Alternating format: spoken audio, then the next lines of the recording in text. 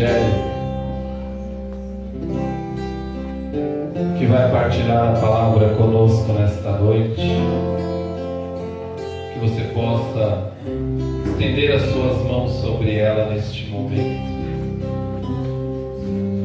E nós vamos pedir mais uma vez que o Senhor incendeie este lugar, incendeie a nossa alma, capacite a Angélica, Senhor Jesus, com teu poder, com a tua unção, para falar em teu nome nesta noite, Senhor. Não olhai, Jesus, para as suas limitações, mas fazei prevalecer todas as virtudes que concedestes a elas, Jesus. Que ela neste momento seja tua serva, obediente e fiel, e que seja a tua voz proclamada, Senhor Jesus, através dela, a tua vontade, Jesus, falada agora através da boca dela em nosso meio, Jesus. Capacita, vamos cantar mais uma vez, incendeia a minha alma. Incendeia a minha alma, incendeia a minha alma, incendeia a minha alma, Senhor.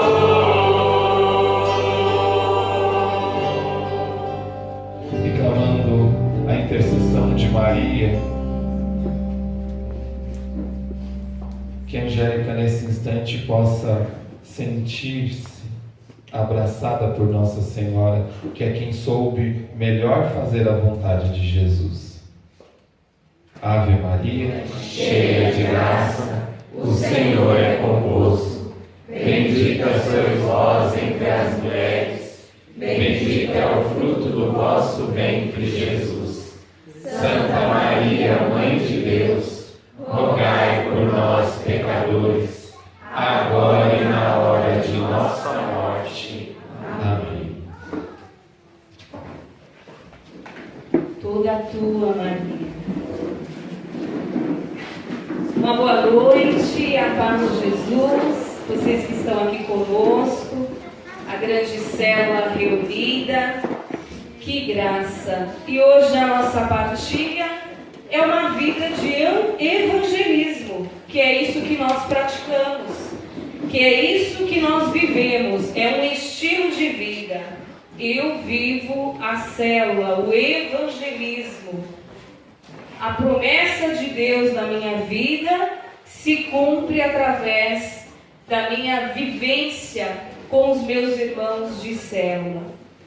E já neste início da nossa célula, vamos pegar a nossa Bíblia, abrir em Romanos 10. Precisamos estar, como foi dito aqui, em Jeremias, como soldados prontos para a batalha. E para estar pronto para a batalha, nós temos que ter a palavra de Deus. Não somos nós quem falamos, mas é Deus que nos instrui através da sua palavra. Romanos 10, versículos 9 e seguinte.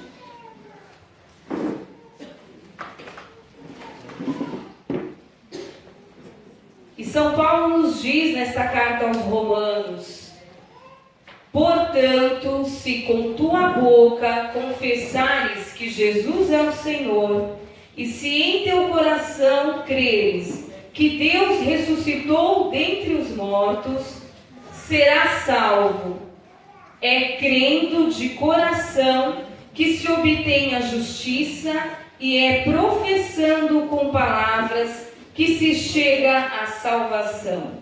A Escritura diz: todo aquele que nele crer não será confundido. Em Isaías 28:16. Pois não há distinção entre judeu e grego, pois todos têm o mesmo Senhor, rico para com todos os que invocam. Porque aquele que invocar o nome do Senhor será salvo. Porém, como invocarão aquele em quem não tem fé? Como crerão naquele que nunca ouviram falar? E como ouvirão falar se não houver quem pregue? E como pregarão se não forem enviados?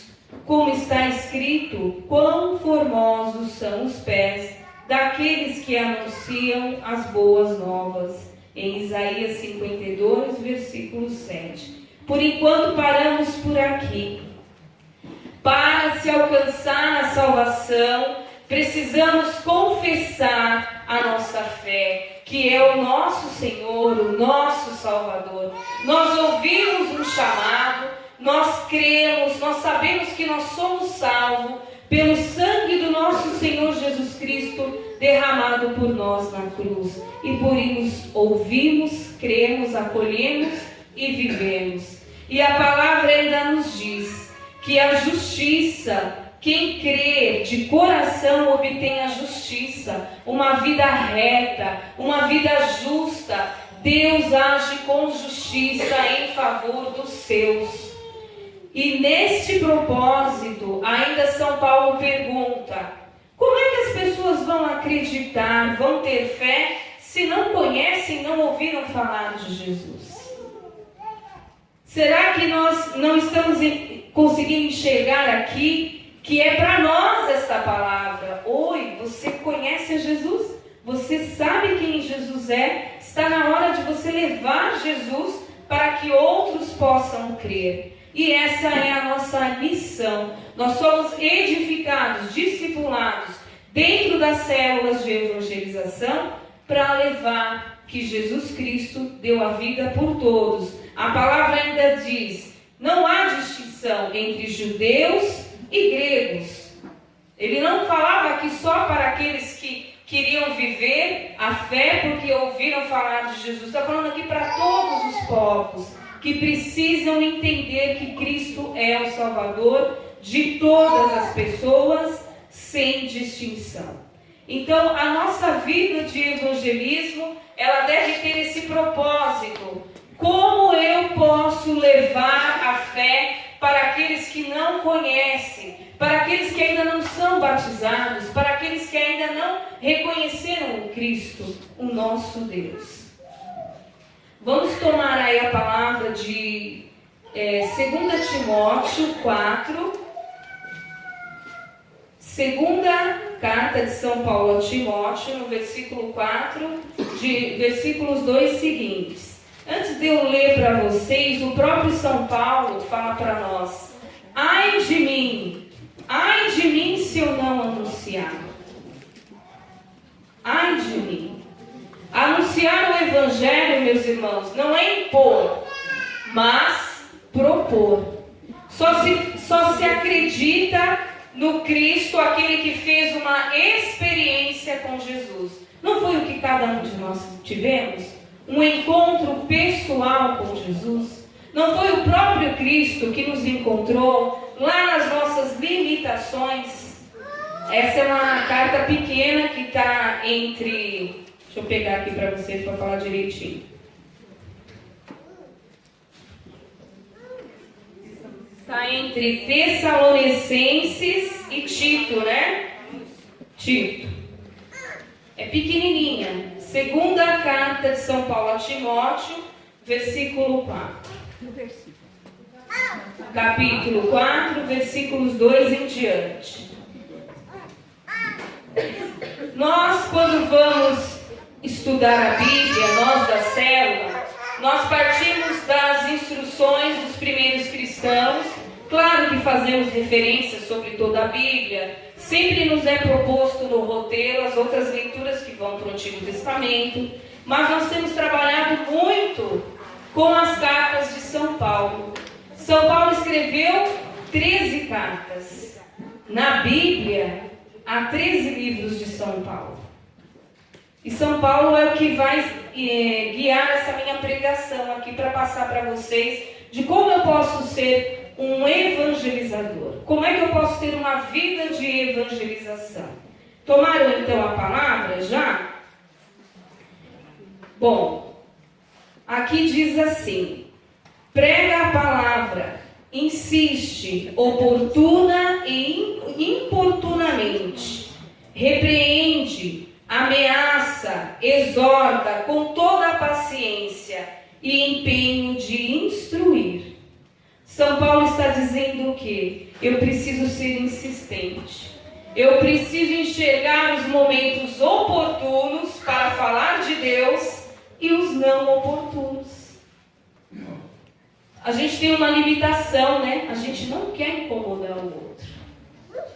Mas o próprio São Paulo diz: ai de mim se eu não evangelizar, se eu não levar a graça que Deus me concedeu. São Paulo andou uma estimativa. Paulo, quando era chamado de Saulo, teve uma conversão.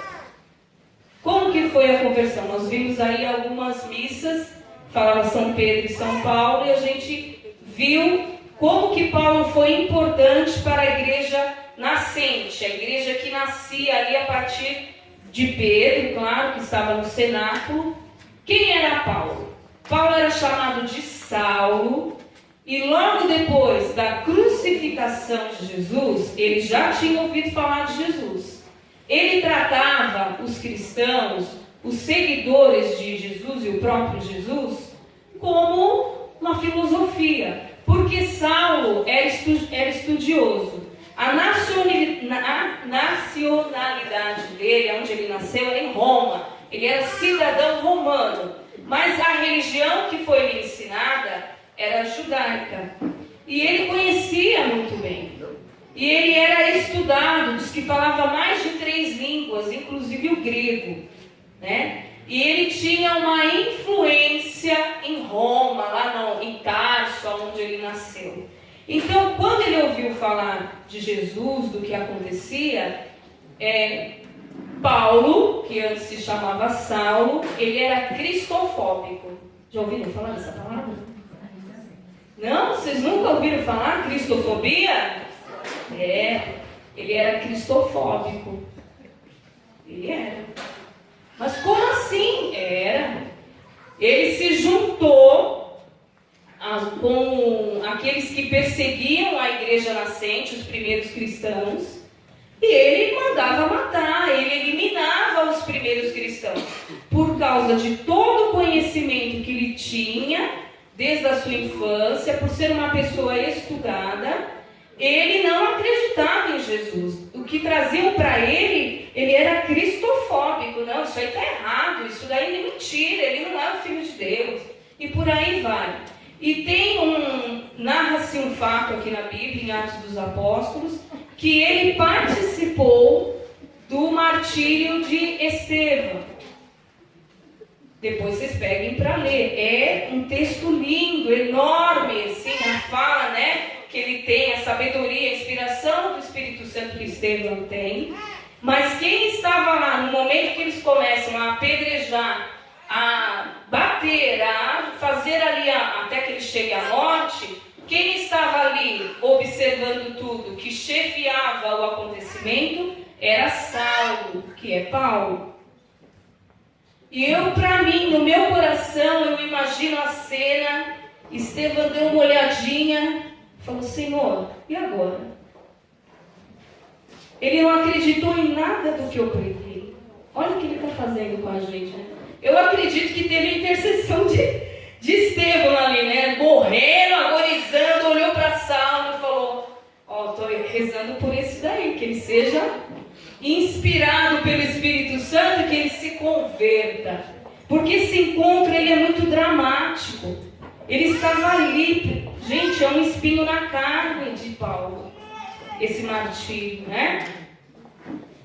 Quando acontece tudo aquilo, eu creio que Estevão, com muita intimidade com Deus, falou: aquele ali é para você, Senhor. Eu acredito nisso.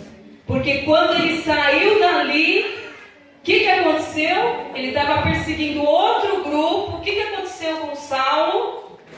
Ele fica cego, ouve uma voz dizendo assim: Saulo, Saulo, por que me persegues? Está lá narrando na Bíblia. E ali começa o processo de conversão com ele, entre Jesus, Deus e Saulo. E a partir daquele momento, ele é conduzido, né, Depois de ter ouvido aquela voz, os soldados que estavam com ele ouviram a voz e não viam ninguém. E ele é encaminhado para a casa de Nicodemos. É Nicodemos, não é? Não fugiu o nome dele, Daniel. Barnabé? Não. Esqueci, depois eu lembro. Ananias. E ele impõe as mãos e batiza Saulo. Gente, põe as mãos sobre Saulo e batizou. A partir dali nasce o precursor do evangelismo da igreja. Se a igreja tivesse ficado só ali com Pedro, com aqueles apóstolos que começaram a igreja primitiva, ela teria sucesso? Sim, mas o que Paulo fez? Eu vou falar de Jesus. Paulo não viveu, não conviveu com Jesus. E ele escreveu 13 cartas. Né? E vai falando as narrativas. Sabe onde ele ia pregar? Um dos primeiros que ele foi para uma cidade onde tinha um templo de uma religião pagã da deusa Ártemis. Diz que era o maior, era assim uma das 7 maravilhas da época. E o que ele fazia? Não era lá onde estavam concentradas as pessoas? Ele ia lá pregar e batizar. Ele é o maior evangelista que nós temos como exemplo, que foi pregar com desassombro. Imagine pregar num templo pagão. Ele foi.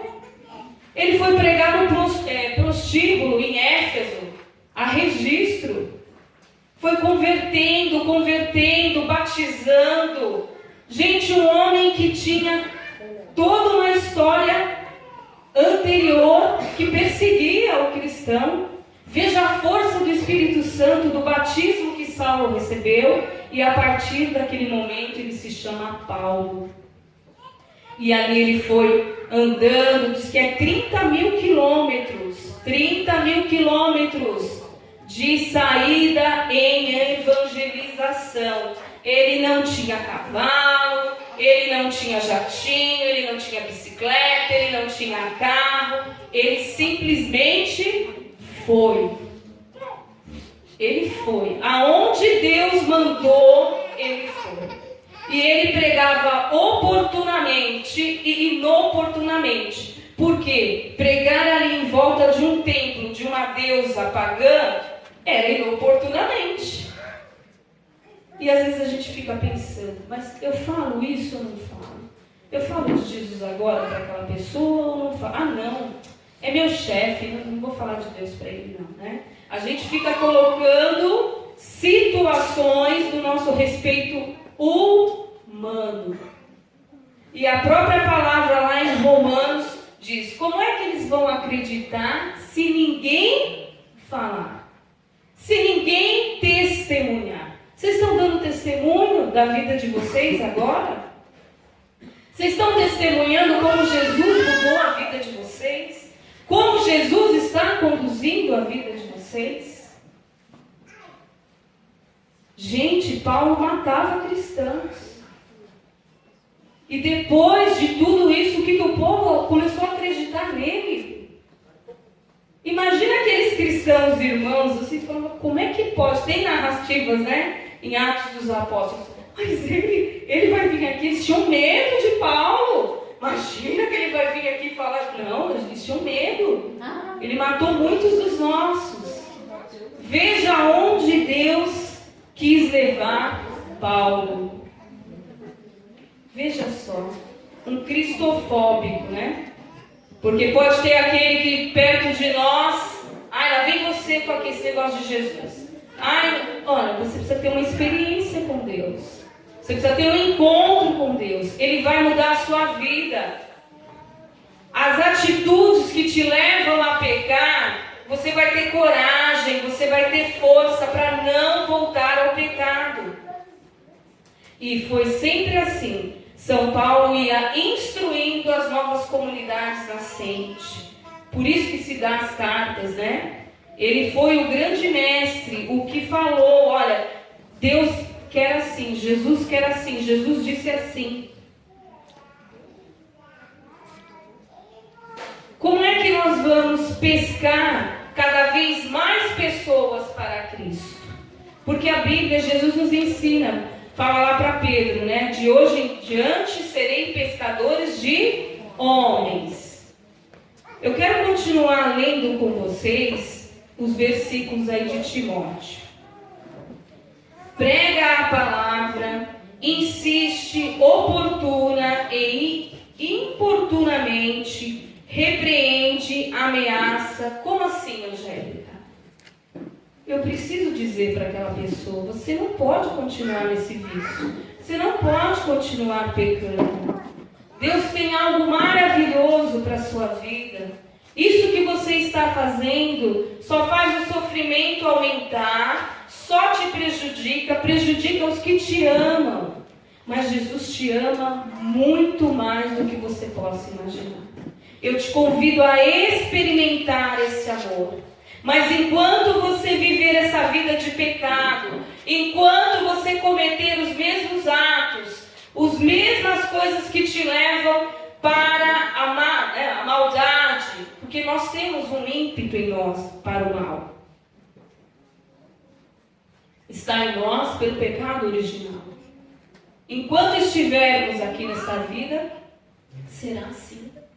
Por isso que o discipulado, uma vida de evangelismo, um estilo de evangelismo, é não se calar, é não ficar quieto. O profeta denuncia. O profeta vai dizer, isto não está certo. Nós não podemos concordar com tudo que nos é imposto, no sentido de que tira a vida, o mais precioso, que descaracteriza a essência, a imagem de Deus que foi colocada em nós. Nós não podemos falar assim, mas ele é tão legal, ele é tão bonitinho.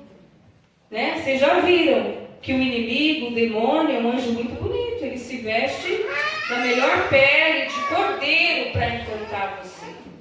Como que a gente faz, Angélica, para abrir os olhos dessas pessoas? Primeiro, oração. Ore por esses alvos descrentes. Ore. Ore por aqueles que eles já vieram, Angélica. Mas agora, como é que a gente faz para perseverar? Faça mais convites. Crie situações de evangelismo. Leve uma palavra. Manda pelo WhatsApp. Olha, eu estava rezando, tirei essa palavra aqui para você. Invista, irmão. Invista naquele que você sabe que precisa. Mas quando a pessoa já falei, a pessoa me fala não. Continua orando, porque o próprio São Paulo vai dizer inoportunamente. Incomode a pessoa. Repreende. Fala, olha, você nunca vai ter, suas coisas nunca vão dar certo se você insistir nisso, porque isso não agrada a Deus. Tem que falar a verdade. A gente não pode ser cristão, né, de banho-maria, né? A gente tem que abrir os olhos. Levados pelas próprias paixões. Olha o que vem no versículo 3. Porque virá tempo em que os homens já não suportarão a sã doutrina da salvação. E eu tenho aqui para dizer algo para vocês. A salvação, ela é para todos. Mas a salvação, ela é exigente. Ela é exigente quando nós dissemos que nós cremos e nós temos que agir com justiça, com a justiça de Deus. Nós precisamos ter uma vida reta, uma vida que alegre os olhos de Deus. Não adianta nada eu dizer, eu creio, o Senhor me salvou, mas continuar me dando banho na lama, me jogando entre os porcos. Deus não te quer assim. Não foi para isso que o sangue dele verteu. Deus quer colocar um anel no seu dedo, quer te vestir da melhor roupa. E aqui a roupa se diz daquilo que nós transparecemos, daquilo que nós damos aos outros, da forma como nos olhamos, como nos tratamos. a dignidade que vem de Deus. A ponto de uma pessoa chegar para você e dizer assim: eu confio na Rose, porque ela me traz só aquilo que Deus profetiza para a minha vida. Ela traz a verdade do Cristo. A ponto de olhar, né? E falar assim: nossa, você é tão especial para mim, eu sinto tanto a presença de Deus, você me traz a paz de Deus. E isso, irmãos, nós conquistamos nas células. Porque para trazer inquietação na nossa vida, tá cheio de gente, né? Eu não estou falando de trazer trabalho. Trabalho a gente tem. Coisas para trabalhar, para se mexer, a gente tem. Porque a gente também não vai viver na preguiça eterna, né? O homem não suporta a sã doutrina da salvação. O homem está tão acostumado a estar doente, né? Jesus põe remedinho na minha boca. Jesus põe remedinho na minha boca, às vezes nem pede mais, né? Fica lá: ai, eu tô tão coitadinha, Angélica, tão coitadinha. Ai, Jesus, tem pena de mim, mas estou cometendo sempre as mesmas coisas. Então, por isso que o homem, às vezes a mulher, o homem está acostumado a falhar, a viver ali no seu conformismo. Mas qual é o dínamo? O que vai fazer com que exista uma transformação daquela postura? O Espírito Santo. Se na sua célula vocês não clamam o Espírito Santo para os que estão chegando, não vai haver transformação. Tem que ter um momento ali: olha, eu vou pedir que o Espírito Santo desça sobre você, como foi feito por Ananias, né? Para Paulo. E o homem saiu, ó. Eu vou, e foi caminhando, e foi levando, e a gente vai lendo nas cartas que ele era uma pessoa que sofria de enfermidade, sim, esteve em prisões, mas em nenhum momento ele deixou de anunciar que Jesus é o Salvador, que as pessoas precisam mudar o seu modo de viver, né? E você vai vendo as histórias por onde ele passou. Ele não teve medo de se colocar entre doutores, entre pessoas que viviam vidas de forma totalmente incoerentes, que não é muito diferente da realidade hoje, em 2019. Não é. E se Deus é capaz de trazer para si, tornar um dos maiores pregadores um cristofóbico, o que ele não vai fazer agora no nosso tempo que está cheio de cristofóbico, né? O que ele não vai fazer? O Espírito Santo, gente, ele é o dínamo. Ele é o que vai impulsionar, que é mágica, Angélica? Não. É a doçura do Espírito Santo de Deus em nós. Agindo no nosso modo de ser, no nosso modo de pensar, no nosso modo de falar, a ponto de eu falar: não vou falar isso, eu não posso mais ser assim. O Espírito Santo vai dando aquele freio. O Espírito Santo não não é assim.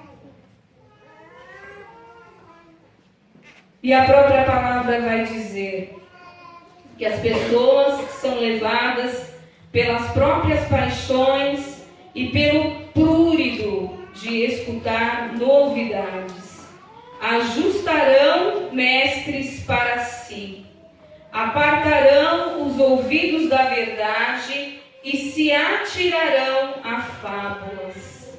Então as pessoas hoje, com a facilidade nossa, se São Paulo tivesse um WhatsApp, internet, o homem foi a pé, gente, fez tudo isso, né? Imagina com essa tecnologia. Mas as pessoas estão indo atrás de fábulas. As pessoas estão indo atrás de novidades que adequem o padrão de fé que elas têm. Um Cristo que aceita o modo dela de ser pecadora. Jesus me ama incondicionalmente. Quando eu precisar do Senhor, eu chamo, tá? Gente, Deus é Deus. Quem sou eu? Eu sou poeira. Mas o amor de Deus dele é tão grande por mim, que ele ainda acreditou que eu posso me salvar. Ele derramou seu sangue por mim, pecadora. posso viver pelas paixões dos sentidos, da carne, pelo desfrutar da vida. Essa vida já não me pertence mais. A minha meta é o céu. Nós vivemos para ir para o céu com o nosso amado, com aquele que completa todas as coisas. Nós somos incompletos aqui. São Paulo vai dizer isso. A perfeição só se dará face a face, irmãos. Aceite isso. Não se coloque no lugar de Deus. Nós somos imperfeitos e a nossa imperfeição, ela é preenchida pela totalidade do Cristo. Eu preciso de Cristo. Eu necessito estar com Ele todos os instantes da minha vida. Sem Deus eu não posso nada. Agora, se eu levo tudo pela carne, pelas coisas físicas, pelas coisas materiais, eu não sou uma mulher espiritual. Eu não estou buscando os bens espirituais. Eu não estou buscando a vida, a salvação que Cristo se deu, se ofertou por mim. Irmãos, isso é muito sério. São Paulo está dizendo isso, haverão tempos que vai ficar muito difícil. As pessoas estão sendo levadas pelas próprias paixões. Ajustarão mestres para si. Quantas pessoas colocando a sua fé em várias outras coisas. Não. Esse não é o Cristo que eu quero para a minha vida. Tem um coach, né? Tem um guru, que ele me fala tudo o que eu preciso para ser uma pessoa legal, para atingir os meus objetivos. Tem pessoas colocando a sua meta de vida só no hoje, no seu trabalho, na sua situação. Hoje eu tenho saúde, então tá bom, acabou. Não, irmãos. Com saúde ou sem saúde, nós somos de Cristo. É por isso que nós estamos aqui. E é por isso que a cada dia mais, Jesus ajuntava mais, através de Paulo, através de Pedro. Vem caminhar comigo. Então, como é que nós vamos pescar? Nós vamos anunciar a palavra de Deus. Já foi falado várias partilhas da célula, do querigma. Como é que nós anunciamos? Angélica, mas eu não sei falar nada do que você está falando aí. Temos que aprender, sim, é a nossa missão. Você não foi edificado na célula? Você não vai dar o seu testemunho? Você não vai colocar Jesus é o Salvador? Para Ele são todas as coisas.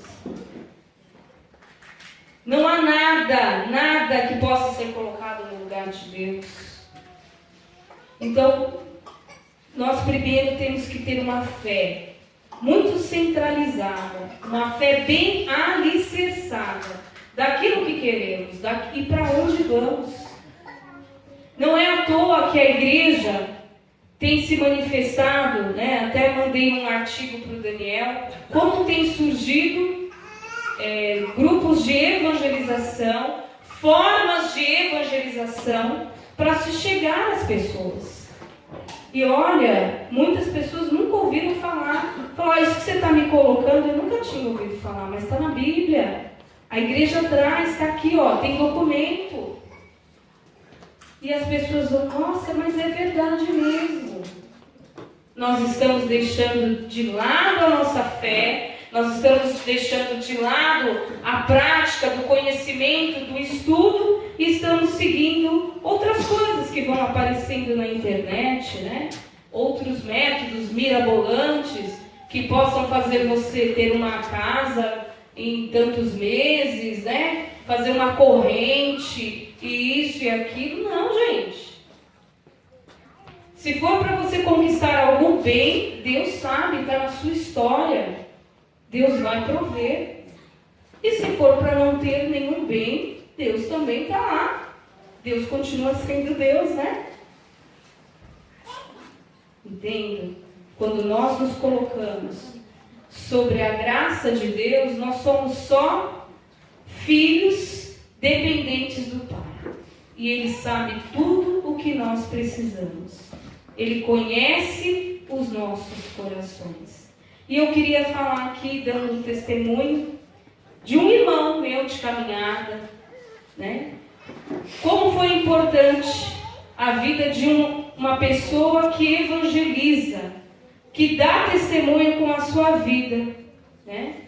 Nós temos um irmão de caminhada que foi viciado em drogas muito tempo. Fez várias tentativas de sair das drogas, indas e vindas de internação. Ficou tempo sem usar, tinha as recaídas, até que um dia, num grito de socorro, Deus, eu não aguento mais essa vida. Deus enviou uma pessoa de carne e osso na vida dele. E o que essa pessoa fez? Eu vou te ajudar. Eu vou te levar todos os dias para a missa. Essa pessoa não usa mais drogas. Levou todos os dias para a missa, sem faltar nenhum. A pessoa diz, hoje eu estou limpo, hoje eu estou limpo, vamos à missa. Hoje eu estou limpo, vamos à missa. E Deus foi tirando aquele desejo que o corpo já estava acostumado pelo vício. Gente, o convite do rapaz, a vida de evangelismo dele, vamos à missa? Vamos à missa? Foi mostrar o Cristo. Vejam como isso é importante. Você tem essa missão. Vamos para uma célula? Vamos ouvir a palavra de Deus? A sua vida vai ser transformada. Deus é capaz. Vamos repetir? Deus é capaz. Com Ele tudo podemos.